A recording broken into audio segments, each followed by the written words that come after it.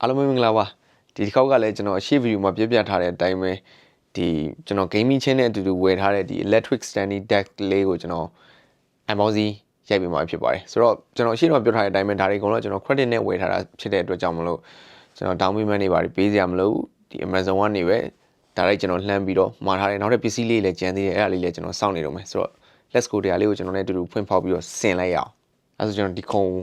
ရွှေ့လိုက်အောင်မယ် spare ဒါလေးပဲရှိရဆိုတော့ဒီဘက်ကတ်လိုက်မယ် okay ကောင်းလေးကိုလဲလိုက်ပါ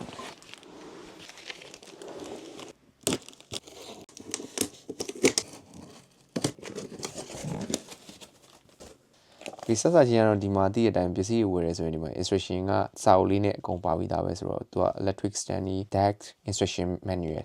okay ပြီးတော့မှကြည့်တော့မယ်စာအုပ်လေးကတော့တစ်စင်းကြီးသွားတော့ဗောနော် okay let's go ဒီကောင်လေးကတော့အနေအမြင့်အတွက်ခလုတ်လေးနဲ့သွားတဲ့ဟာလေး1 2 3အနေအမြင့်ပါညာအားမလို့အများကြီးပဲမိုက်တော့မိုက်တယ်တွေ့လားလုံးဝအရင်မိုက်တယ်ထည့်ပေးထားတဲ့ဟာလေးပုံစံလေးကျွန်တော်အလေးတော့သဘောကျတယ်ဗျာ screw driver ပါတယ် L key လေးပါတယ်ညက်တွေကတော့အများကြီးပဲပါတယ်မနှောမသိဘူးဒီမှာမြင်တဲ့အတိုင်းပဲ number လေးတွေနဲ့weight တော်လေးနဲ့ပါတယ် electric decks ဖြစ်တဲ့အတွက်ကြောင့် wire တွေပါတယ်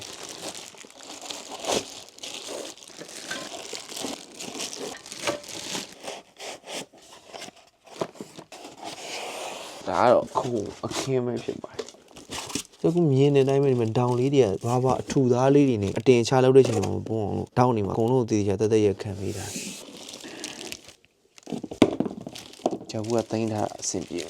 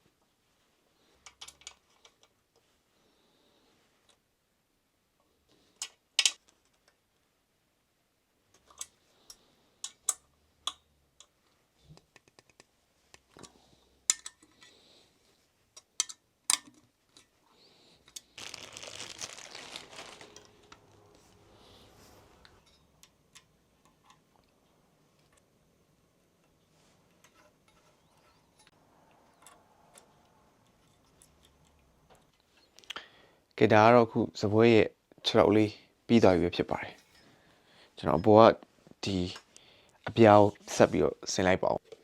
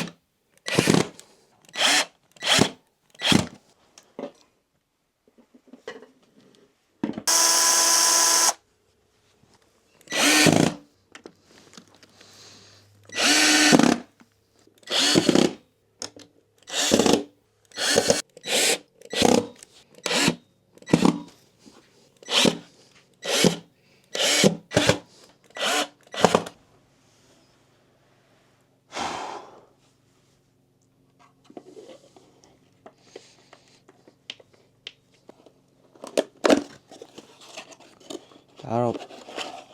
power supply ပဲဖြစ်ပါတယ်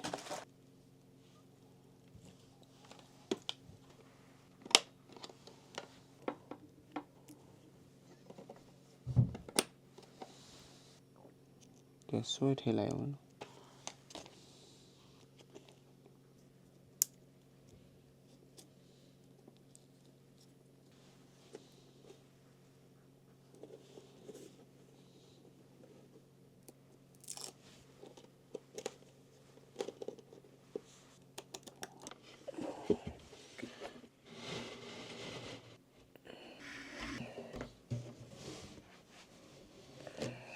ဒီအစကြီးတိတ်မကြိုက်အဲ့ဒါဆိုဝဲကောင် adjustable ပဲလုပ်ကြည့်ပါမယ်ဒီကောင်ကမြင့်တာဖြစ်ပါတယ်အပေါ်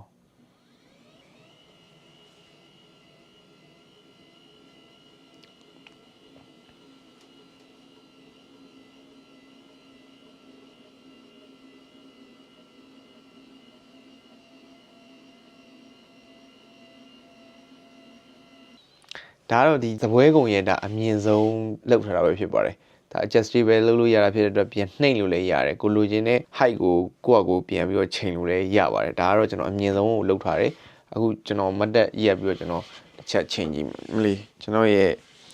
ရင်ဘက်လောက်မှရှိပါအဲ့တော့ဒီလိုမျိုးစားတွေပါတယ်လေကျွန်တော်မတ်တက်ရက်ပြီးတော့စားရေးတာတော့မတ်တက်ရက်ပြီးတော့ဗီဒီယို edit လုပ်တာတော့အဲ့လိုမျိုးညောင်းတဲ့ချိန်တွေပေါ့ထိုင်ရတာအရင်ညောင်းတဲ့ချိန်တွေမတ်တက်ရက်ပြီးတော့လုပ်လို့အဆင်ပြေတဲ့စပွဲကုံလို့ပြောရမှာပေါ့နော်ဒေါ်လာ130လောက်တော့ကျသွားပါတယ်ကျွန်တော်ဝယ်ထားတာပေါ့နော်ဆိုတော့ credit နဲ့ပါပဲ okay အဲ့တော့ကျွန်တော်နှိမ့်ကြည့်လိုက်မယ်အောက်ကို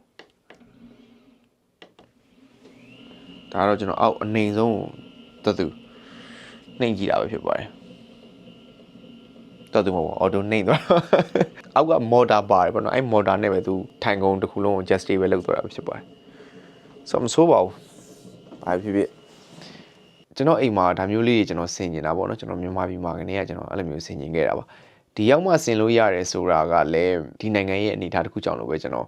မြင်မိပါတယ်ကျွန်တော်တို့စီမှာဒါမျိုးတွေဆင်မယ်ဆိုရင်ပတ်စံတွေကမြန်မာငွေနဲ့တွက်မယ်ဆိုရင်အများများတယ်ပေါ့နော်ဆိုတော့ပတ်စံ4-5သိန်းနဲ့ဝယ်ဖို့ဆိုတာကကျွန်တော်တို့ဒီပစ္စည်းတွေကိုချက်ချင်းဝယ်ဖို့ဆိုတာကဘတ်ဂျက်တွေအရင်ပေးရတယ်ပေါ့နော်သုံးရတယ်ဗျခုံနေရောဒီထိုင်ကုန်နေရောကိုယ့်ရဲ့ဟိုမှာ desktop ဆင်မယ်ဆိုလဲ desktop နဲ့ပတ်သက်တဲ့ဟာတွေမပုတ်ဝင်မယ်ဆိုလဲမပုတ်နဲ့ပတ်သက်တဲ့ဟာတွေဒီ gaming အတွက်ဆင်မယ်ဆိုလဲ gaming နဲ့ပတ်သက်တဲ့အရာတိုင်းကိုဝယ်မယ်ဆိုရင်ကျွန်တော်တို့မြန်မာပြည်မှာဆိုရင်အကုန်လုံး cash down ပေးဝယ်ရဖြစ်တဲ့အတွက်ကြောင့်ပတ်စံတွေပို့ပြီးတော့ကုန်ကြရတယ်ပေါ့နော်ဟိုကုန်ကြရလို့တော့မမြင်ပါဘူးဘယ်မှာဝယ်ပတ်စံတော့ကုန်သွားမှာပဲဒါပေမဲ့ဒီမှာဝယ်တာကကျွန်တော်အဆင်ပြေရလို့မြင်တယ်တလာချင်းသွင်းသွားရုံပဲအဲ့တော့ကျွန်တော်လိုချင်တဲ့ watch space လေးဖြစ်တဲ့နေရာလေးတစ်ခုကိုကျွန်တော်ရယူရဖြစ်ပါတယ်ဆိုတော့ဒီနေရာလေးမှာပဲကျွန်တော်ဗီဒီယိုတွေရိုက်မယ်ဒီနေရာလေးမှာပဲကျွန်တော်ဗီဒီယို editing တွေလုပ်မယ်ညလည်းနည်းနည်းမိုးချုပ်နေပြီဆိုတော့ကျွန်တော်နည်းနည်းလေးတော့ပြိုင်းနေဒီခုံတစ်ခုလုံးကိုကျွန်တော်ဆင်ထားရတာဖြစ်တဲ့အတွက်ကြောင့်ဘာဖြစ်ဖြစ်ကြည့်ပေးအားလုံးကျေးဇူးအများကြီးတင်ပါတယ်နောက်ဗီဒီယို clip တွေမှာဒီလိုမျိုး smart ကြကြနဲ့ကျွန်တော်ပြန်တွေ့ပါအောင်မယ်အားလုံးစားစားရအဆင်ပြေကြပါစေဗျာ good luck